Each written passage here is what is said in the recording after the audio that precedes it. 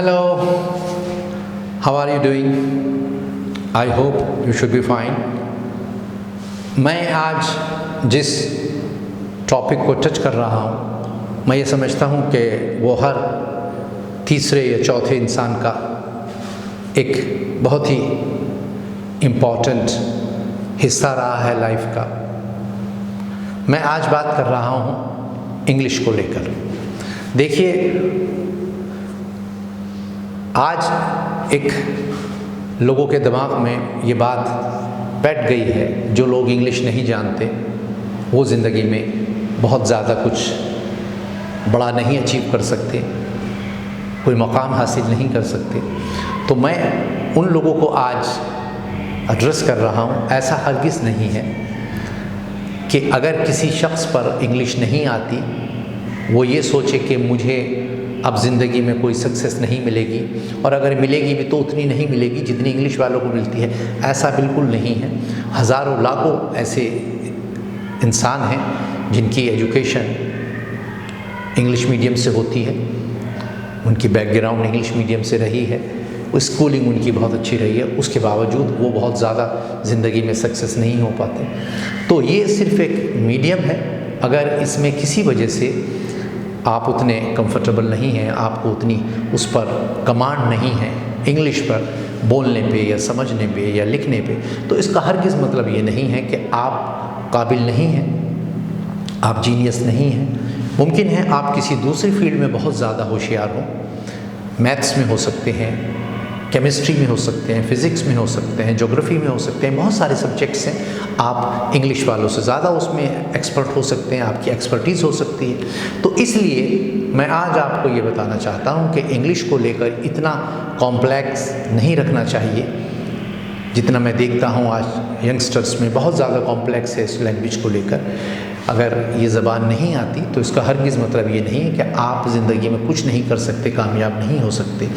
हाँ, ये ज़रूर है कि इंग्लिश को थोड़ा सा अगर आदमी उसमें कंफर्टेबल है, बहुत अच्छी तरीके से बोलता है और उसका लबो लहजा बहुत अच्छा है, तो थोड़ा सा उसको अटेंशन दी जाती है, उसको इम्पोर्टेंस दी जाती है।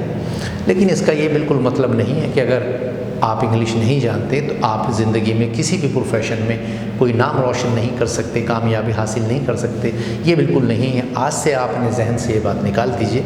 ऐसे बहुत सारे स्टूडेंट्स को मैं जानता हूँ जो हिंदी मीडियम से हैं, उर्दू मीडियम से हैं, लेकिन वो बहुत कामयाब हैं। उसी से रिलेटेड मैं आपको सिर्फ एक बात बताना चाहता हूँ, एक चीज़ शेयर करना चाहता हूँ। वो ये है कि आपको अपनी बात कहने का ढंग आना चाहिए। आप किस तरीके से अपने आप को एक्सप्रेस कर रहे हैं वो आना चाहिए। गोया कि आप एक्सप्रेसिव होने चाहिए। अगर आप अपनी बात को बहुत अच्छी तरीके से हिंदी में, उर्दू में या मिक्स लैंग्वेज जिसको हम कहते हैं, उसमें अपनी बात बहुत अच्छे तरीके से कह सकते हैं, सामने वाले को बिल्कुल सेटिस्फाई कर सकते हैं, कन्विंस कर सकते हैं, और आप बहुत अच्छे स्पीकर हैं, और आप इन दोनों ज़बानों में जो मैंने आपसे कहा, जो मिक्स ज़बान जिसको हम कहते हैं, जो हिंदुस्तान में बोली जाती है, इसकी स्किल आपके अंदर है, तो मैं समझता हूँ कि आप बहुत कामयाब हैं, बहुत ज़्यादा सक्सेसफुल हैं। तो फिर ये जो कॉम्प्लेक्स है, ये जो हीनता की भावना आज लोगों के अंदर पैदा हो गई है इंग्लिश को लेकर, ये प्लीज़ निकाल दीजिए अपने दिल और दिमाग से।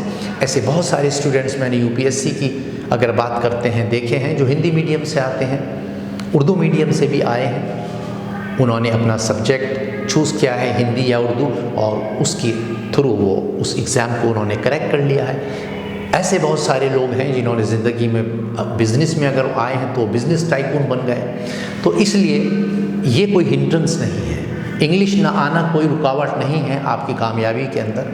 अगर आपको नहीं आती तो कोई बात नहीं, आप जो भी काम कर रहे हैं, जिस आपका जो भी प्रोफेशन है, उसमें आप बिल्कुल पैशन के साथ, डेडिकेशन के साथ करते रहिए। एक ना एक दिन आपको कामयाबी मिल जाएगी। अगर आपके पास वक्त है और आपको इंटरेस्ट है और आप इंग्लिश सीख सकते हैं, आपको लगता है कि मेरे पास टाइम है, तो सीख लीजिए। प्लस पॉइंट हो जाता है, बहुत अच्छी बात है। लेकिन ये बिल्कुल मैं नहीं कहूँगा कि अगर आपको नहीं आती तो आप इंटेलिजेंट नहीं हैं, आप कैपेबल नहीं हैं, आप उसके योग्य नहीं हैं, ऐसा बिल्कुल नहीं है। तो मुझे यकीन है कि ये चंद बातें जो मैंने आपसे शेयर की हैं ये आपको बहुत ज़्यादा अच्छी लगेगी और आप मुमकिन है आपकी ज़िंदगी में कुछ चेंजिंग ला सके। तो चलिए बस आज इतना ही, कल फिर किसी नए टॉपिक के साथ मुलाकात होगी। जब तक के लिए इजाज़त दीजिए। Thank you very much for watching me. Bye.